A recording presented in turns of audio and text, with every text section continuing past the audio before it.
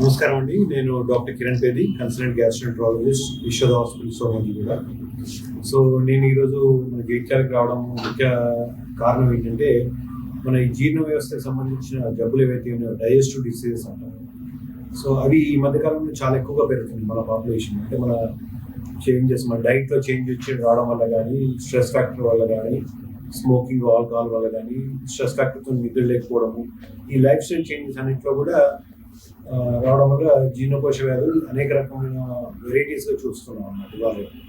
So దీంతో పాటు stress factor, life stress factor which change sleep pattern, dietary habits change అవ్వడం, fast food ఎక్కువగా తినడం, వీటన్నిటి ద్వారా ఏంటంటే రిఫ్లెక్స్ డిసీజ్ కానీ, అంటే అన్నవాయికలో యాసిడ్ పైకి వచ్చి హార్ట్ బర్న్ అని చెప్తుంటారు పేషెంట్స్. సో ఈ రిఫ్లెక్స్ కానీ, అల్సర్ ప్రాబ్లం కానీ, పేగుబుద్ధి జబ్బులు కానీ, జాండీస్ కానీ, కామెర్లు అంటాం కదా, పచ్చి కామెర్లు అనే జాండీస్ కానీ, ప్యాంక్రియాటైటిస్ అంటే క్లోమగ్రంథికి వచ్చే ఇన్ఫెక్షన్, అండ్ ఇన్ఫెక్టివ్ డయేరియాస్ అంటే వాటర్ కంటామినేషన్, ఫుడ్ కంటామినేషన్ వల్ల విరోచనాలు అవడం, రక్త విరోచనాలు అవడం, ఇది తద్వారా పేగుబుద్ధి జబ్బుగా అంటే ఇన్ఫ్లమేటరీ బౌల్ డిసీజ్గా మారడం, ఇవన్నీ కూడా చూస్తున్నాం అన్నమాట. సో ఈ అన్నిటి కారణాలు చూసినట్టయితే జన్యుపరంగా వచ్చే చేంజెస్ కాకుండా లైఫ్ స్టైల్ చేంజెస్ చాలా ఇంపార్టెంట్ అని చెప్పుకోవచ్చు.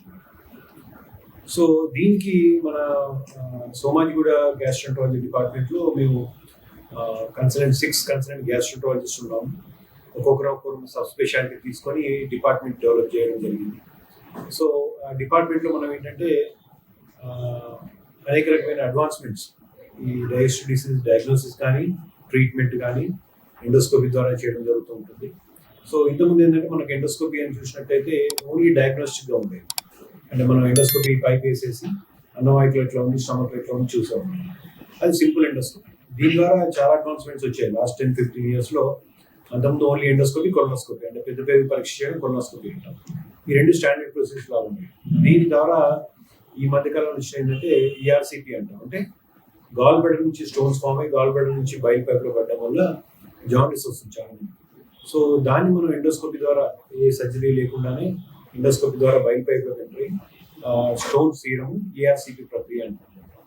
ఇది పేషెంట్కి బయట కట్ కానీ సర్జరీ కాకుండానే మనం చేయొచ్చు ఎండోస్కోపీ ద్వారా చికిత్స. అంటే ఎండోస్కోపీ డయాగ్నోసిస్ నుంచి మొదలై ట్రీట్మెంట్ ఇచ్చే స్టేజ్ డెవలప్మెంట్స్ వచ్చాయన్నమాట. ఇవి కాకుండా మన యశోద సోమాజిగూడలో మానోమెట్రీ అంటే అన్నవాహిక కదలికలు మెజర్ చేసే ప్రక్రియ మానోమెట్రీ మెజర్మెంట్ అంటాము. 24 hour pH అంటే చాలా మందికి యాసిడ్ రిఫ్లెక్స్ వస్తుంది, అన్నవాహికలో మంట రావడము, టాబ్లెట్స్ వేసుకున్నా తగ్గపోవడము. ఎందువల్ల అని చూస్తే ప్రతిసారి ఎండోస్కోపీ చేసినా ప్రతిసారి నార్మలే వస్తుంది. ఎందుకని చూసినట్టయితే వీళ్ళకి 24 hours యాసిడ్ ఎంత వస్తుంది పైకి అని మనము కొలవాలన్నమాట, మెజర్మెంట్ చేయాలి. ఆ మెజర్మెంట్ చేసే ప్రక్రియని 24 hour pH స్టడీ అంటారు. సో పేషెంట్కి చిన్న ముక్కు ద్వారా చిన్న పైప్ పంపించి అన్నవాయికలో పెట్టి 24 hours మన యాసిడ్ నార్మల్గా వస్తుందా, ఎక్కువ మోతాదులో వస్తుందా గుర్తు చేసినట్టయితే దాని ద్వారా మనం పేషెంట్కి ఆపరేషన్ వస్తుంటే ఆపరేషన్ చేసి దాన్ని ఈ రిఫ్లెక్స్ వ్యాధిని పర్మనెంట్గా తొలగించే అవకాశం ఉంటుంది. సో ఇవన్నీ advancements in endoscopy techniques and gastroenterology techniques అని చెప్పుకోవచ్చు. సో ఇవన్నీ కూడా మనకు వన్ స్టాప్ సొల్యూషన్ లాగా యశోద సోమాజిగూడ చేస్తున్నాము. ఇవే కాకుండా మన సెంటర్లో inflammatory bowl disease, Karimnagar Jagtial డిస్ట్రిక్ట్లో ఇన్ఫ్లమేటరీ బౌల్ డిసీజ్ చాలా ఎక్కువగా ఉందన్నమాట. అంటే పేగుబుద్ధి జబ్బు అంటాం, అల్సరేటివ్ కొలైటిస్ కానీ, క్రాన్స్ డిసీజ్. సో దీనికి మన సోమాజిగూడలో స్పెషలిస్ట్ సెంటర్గా చేస్తాం అనమాట, ఏబిడి సెంటర్లో చేయడం జరిగింది. సో మనం ఇచ్చే ఎక్స్పర్టీస్కి త్రూఅవుట్ ద కంట్రీ, హైదరాబాద్ ఒకటే కాకుండా పరిఫెరల్ విలేజెస్ కాకుండా కంట్రీ మొత్తం నుంచి కూడా మన యశోద సోమాజిగూడకి ఐబిడి ద్వారా సఫర్ అయ్యే పేషెంట్స్ కూడా వస్తుంటారు అనమాట. వాళ్ళకి డయాగ్నోసిస్ చేసినాక వాళ్ళకి బయాలజిక్ ట్రీట్మెంట్, బయాలజిక్స్, ఇంకా వేరే మెడికేషన్స్ అండ్ న్యూర్ మెడికేషన్స్, మన దగ్గర క్లినికల్ ట్రయల్స్ కూడా అవుతుంటాయి. సో కొంతమంది కాస్ట్ పెట్టుకోలేదు, బయాలజిక్ ట్రీట్మెంట్ అంటే ఎక్స్పెన్సివ్ ఉంటాయి అన్నమాట. పెట్టుకోలేని వాళ్ళకి క్లినికల్ ట్రయల్స్ ద్వారా వాళ్ళకి కాస్ట్ ఫ్రీగా చేసి పేషెంట్ రిక్రూట్ అయినట్టయితే పేషెంట్ బెనిఫిట్ వచ్చే అవకాశం ఉంది. సో ఈ IBD centre of excellence for IBD అని ఇనాగ్రేట్ చేయడం జరిగింది లాస్ట్ ఇయర్. సో దాని ద్వారా కంట్రీ మొత్తం నుంచి కూడా మనకి అడ్వాన్స్ ట్రీట్మెంట్ కూడా పేషెంట్ రావడం జరుగుతుంది. ఈ ఇన్ఫ్లమేటరీ బౌల్ డిసీజ్ అనేది చాలా ఎక్కువగా చూస్తున్నాం, ఎస్పెషల్లీ కరీంనగర్ డిస్ట్రిక్ట్లో, మన జగిత్యాలలో చాలా కామన్గా ఎక్కువగా చూస్తున్నాం అనమాట. సో ఎవరైనా కూడా మనకి రక్త విరోచన రావడము, విరోచన తగ్గపోవడము, మందులు వాడడం, ప్రతి గారికి అమీబియాస్ అనుకుంటుంటారు. అని టెస్ట్ చేయండి ఎంబీబీఎస్ అని చెప్పడం కష్టం అనమాట. సో వాళ్ళకి ఫస్ట్ స్టేజ్లో కొలనోస్కోపీ చేస్తాం, మోషన్ టెస్టింగ్ చేసినాక కొలనోస్కోపీలో అల్సర్స్ కనబడైతే దాన్ని బ్యాగ్స్ తీసి టెస్టింగ్ పంపిస్తాం. అది ఐబిడి నిర్ధారణ అయినట్టయితే మల్టీ డిసిప్లిన్ టీమ్, అంటే మేము పెథాలజిస్ట్, మేము రేడియాలజిస్ట్, సర్జన్స్, డైటీషియన్స్ అందరూ ఒక టీంలో ఉంటాం అన్నమాట.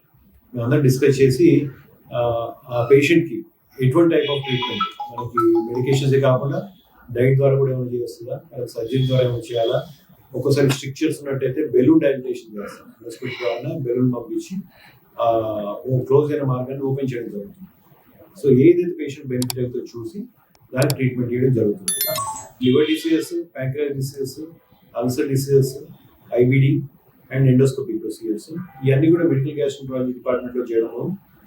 మళ్ళీ వీటితో పాటు మనం radiology health, intensive care health, emergency disease care health and surgical health ఇవన్నీ చేసుకోవడం వల్ల మల్టీ డిసిప్లిన్ టీమ్ ద్వారా చేయడం జరుగుతుంది.